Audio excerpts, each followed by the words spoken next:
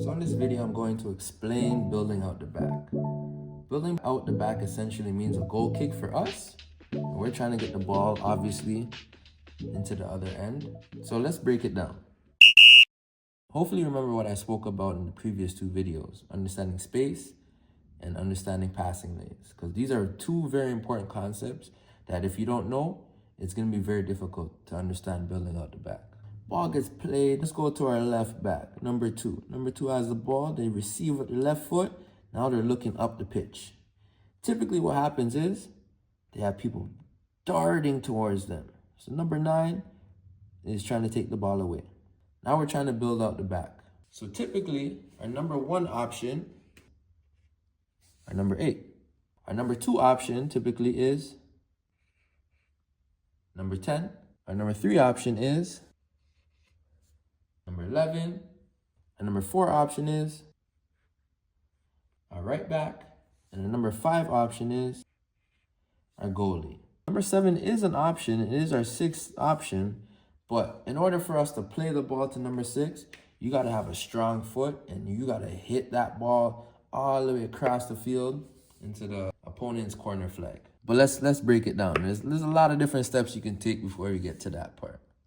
So we're going to start with our winger on the same side where the ball is. This winger has 2 options. Either they check into the ball, which creates space in behind, or they check away from the ball, which then creates space in front.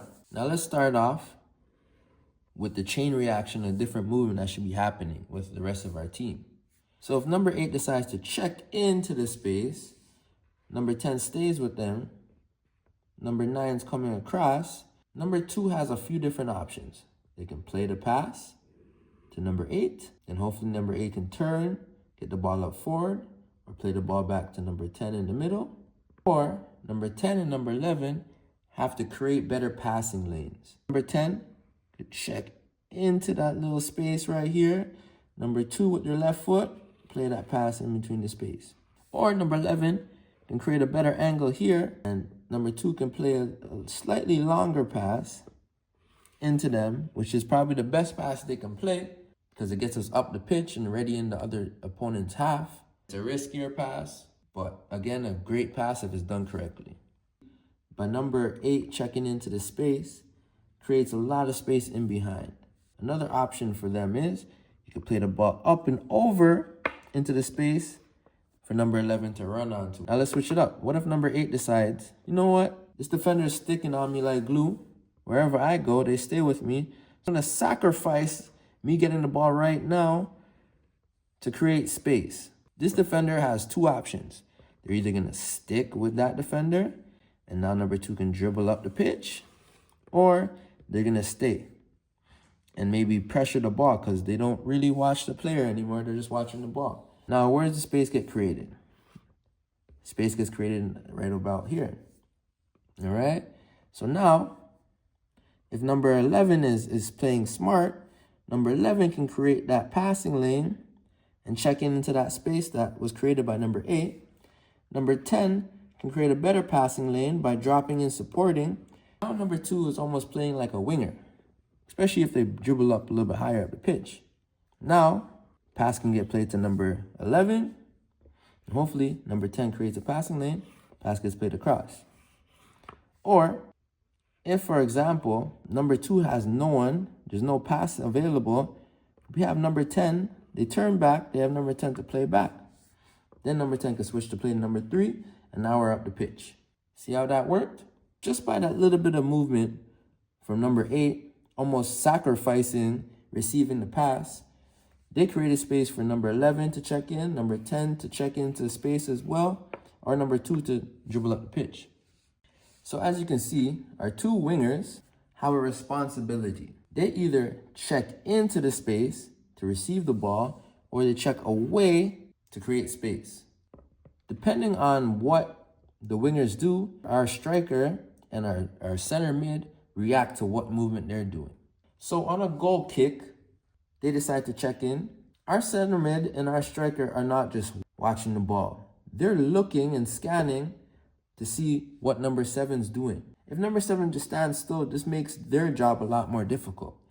If the winger decides to make the decision of checking in or getting out with conviction and not just a little small check away, but really, yeah, ball, or yeah, into space, that does create a lot more space, and that allows a lot more freedom for our striker and our center mid to do stuff and create opportunities. Now, there's one thing I haven't really spoken too much about, and that's the attacking roles of our defenders.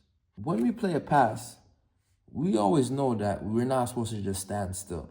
We're supposed to keep on moving, keep trying to find new opportunities to find space. How does our defenders get into an attacking space? And that can be answered in a few different ways. But I'm going to give you 2 different examples. One is called an overlap run, where they run from the outside in, or an underlap run, where they run through the middle and they go through. These runs are not little small jogs. These runs are sprints. So for example, ball gets played to our number 11, right? And number 3 is just feeling it today. Maybe number 7 checks into the space a little bit. Now they create a space for number 3 to just run down the side. Boom, that pass gets played in. Now, number 3 has their eyes set on the goal and can either play a pass or take a shot on target. Now, how does the underlap run work? If, for example, on the goal kick, pass gets played, number 7 decides, I'm going to check in. Ball gets played in.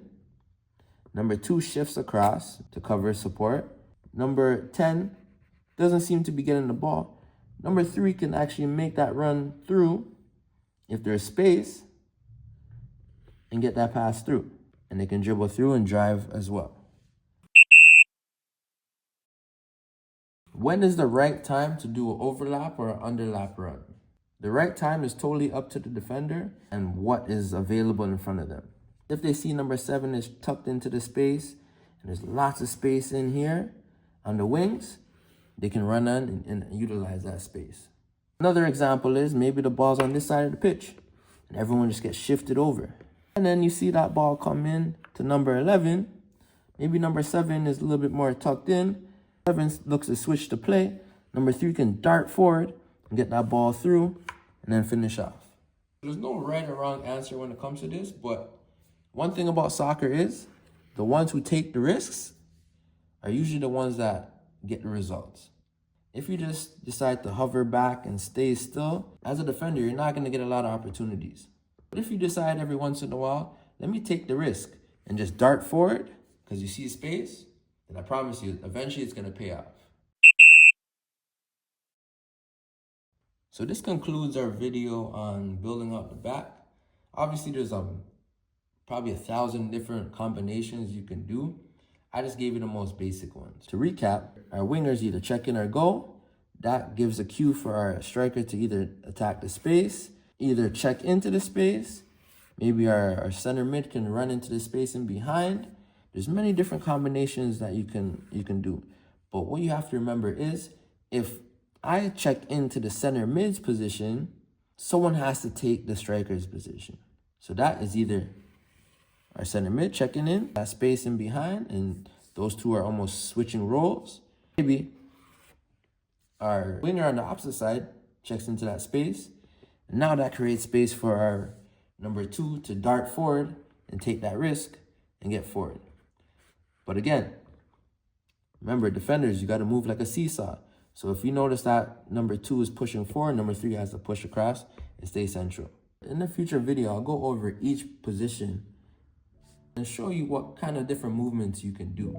But this is a good general understanding of what you can do on the pitch, what kind of movements you can do, about taking risks, understanding the space, understanding the passing lanes, and realizing that the more you move on the field, the more opportunities you can create.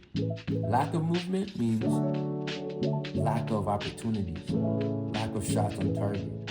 More movement means more chaos for the defenders. They don't know what you're going to do. They can't defend you because they're always looking over their shoulder and having to defend someone else because you're constantly moving. Hope this video helps.